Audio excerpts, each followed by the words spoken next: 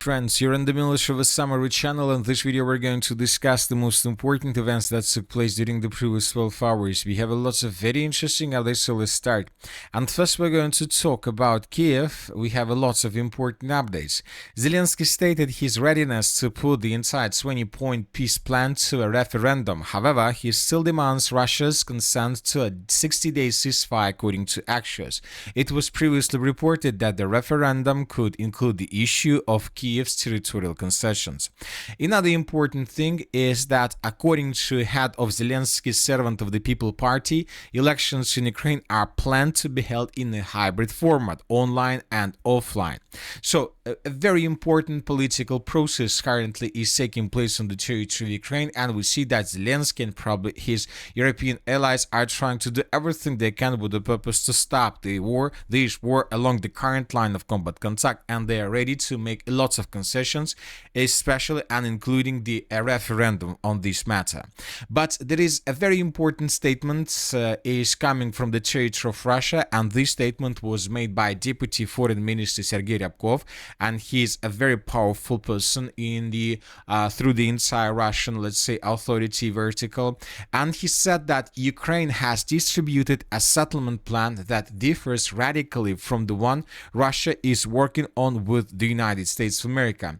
So this is a very important statement, and this statement means that Russia understands that there is a plan, and not just the plan, there is a 20-point plan that was prepared by Ukraine and the European allies, and that Ukrainians are trying to use as a main plan for a peaceful settlement of the conflict. So the Russians understand that there is a plan, but the Russians at the same time are telling us that this plan that was prepared by Zelensky and his European allies has nothing common with the plan that the United States of America and the Russian Federation are working with. So we see that there are two realities right now. Zelensky is trying to live in his own reality, and he denies the reality and the peaceful settlement process that is being prepared by the Russian Federation.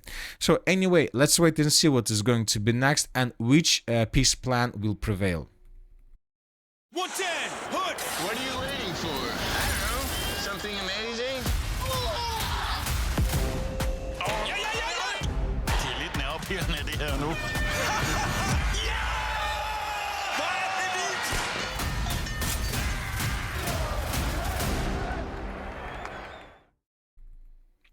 Now let's discuss once again the situation in Kiev. Few more updates. During the previous 12 hours, during the previous night, between the 27th and 29th of December of 2025, the Russians carry out massive missile and drone attack through the territory of Ukraine, and the sources are saying that the Russians mainly were bombing the city of Kiev. Lots of explosions were recorded in this area. The Russians were attacking through the entire night. Once again, lots of explosions, lots of destructions. The Russians were using hypersonic missiles, ballistic missiles, and of course the Russians were using drones. So this morning lots of videos were published from the city of Kiev of how Russians using drones were attacking buildings, positions, different constructions through the territory of the city of Kiev.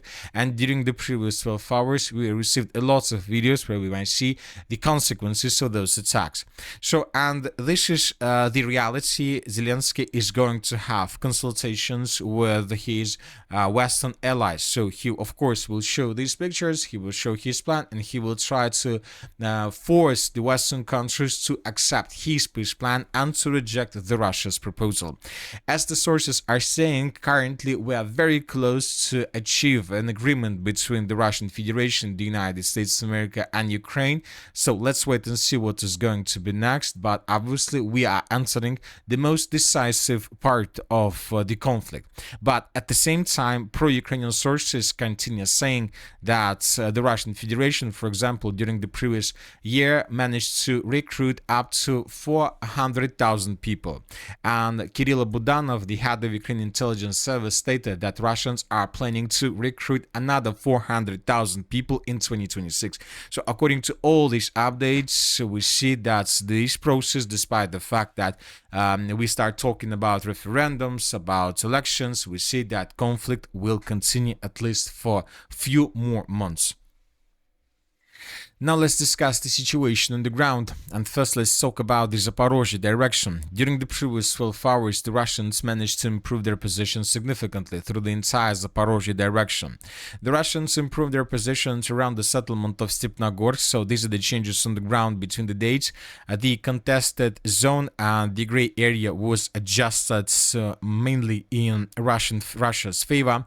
We have small adjustments on the territory of the settlement of Stepnogorsk. This time we colored this part of the settlement of Stepnogorsk under control of armored forces of Ukraine based on the report that was published by a neutral mapper.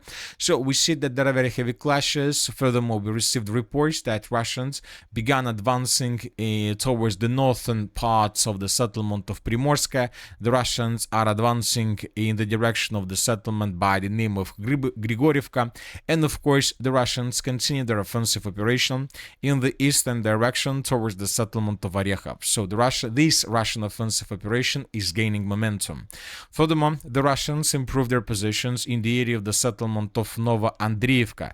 This information was prepared and published by different media and by neutral mappers. So this is the situation, and this is the last settlement to the south of the city of Orekhov, which still remains under control of Ukraine. I would like to remind you, during the previous 2-3 months, Russians managed to improve their positions around the settlements of Novodanilovka and Malotokmachka.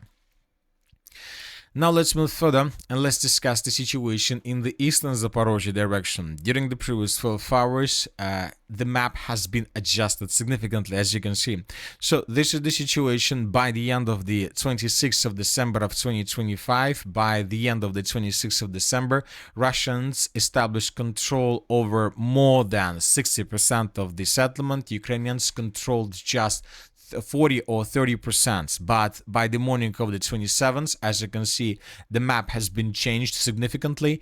We colored almost 80 or even 90% of the settlement under control of Russian forces, up to 5% as a gray zone or contested area, and up to 5% under control of the armored forces of Ukraine. And we made these changes based on the video that was published by pro-Ukrainian sources. So this is the video we're talking about, and here we can see how Ukrainians were located on the ground published a video of how they were fighting with the Russians on the territory of the city of Gulyai-Polye. And during this video, we might see how Ukrainians were attacking Russians with FPV drones along the Shevchenko street at this point, and how Ukrainians were attacking Russians along the same street at this point. So basically, the Ukrainians began bombing and attacking with FPV drones the most western part of the settlement of Gulyai-Polye, and based on this video, we adjusted the map. So of course, it's just the first day of this map, of this configuration of the map. Obviously, we believe that there are still dozens of pockets of resistance through the entire settlement of Gulyai-Polye, where we might find Ukrainian units and Ukrainian soldiers who are still trying to hold their positions. But now we believe that it's just a matter of time when Russians finish the battle for the territory. And we believe that due to these geolocations and due to the current situation, most likely in coming days and obviously before the end of 2025, the Russians will announce the end of the battle for the settlement by the name of Gulyai-Polye. Sodavand 59 kroner. Oksemørbrad 79,95 per halv kilo. Nytår i Netto. Now let's move further and let's discuss the situation in the Pokrovsk-Mirnograd direction.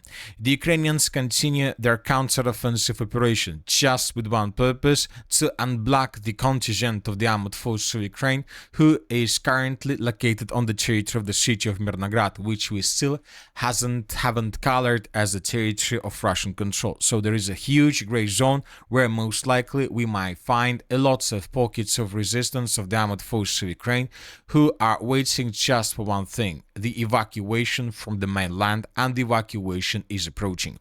So the Ukrainians decided to counterattack from the northwestern direction, and currently there are very heavy clashes for the settlement of Rodinskaya, Krasny Liman.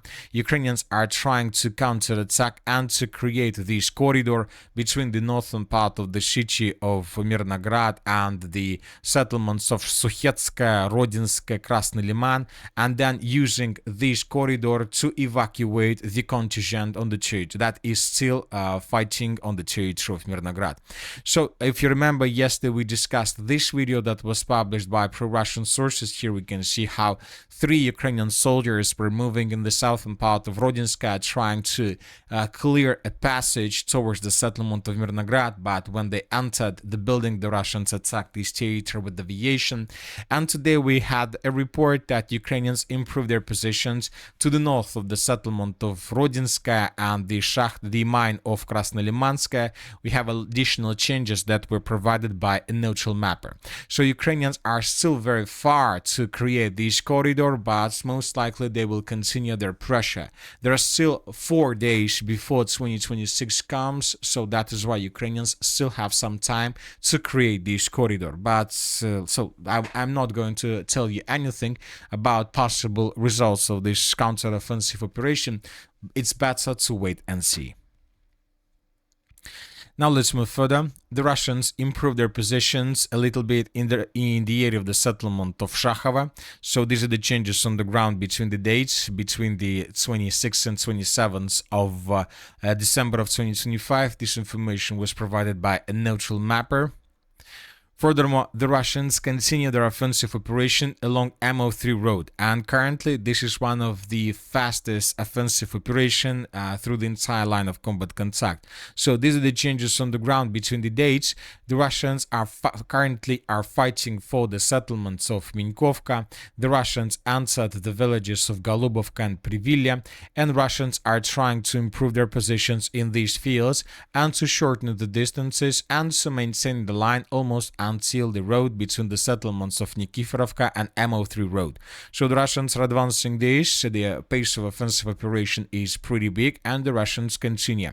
Furthermore, after the end of the Battle of Svetopokrovska, the Russians continued their offensive operation further in the western direction towards the settlement of Riznikovka.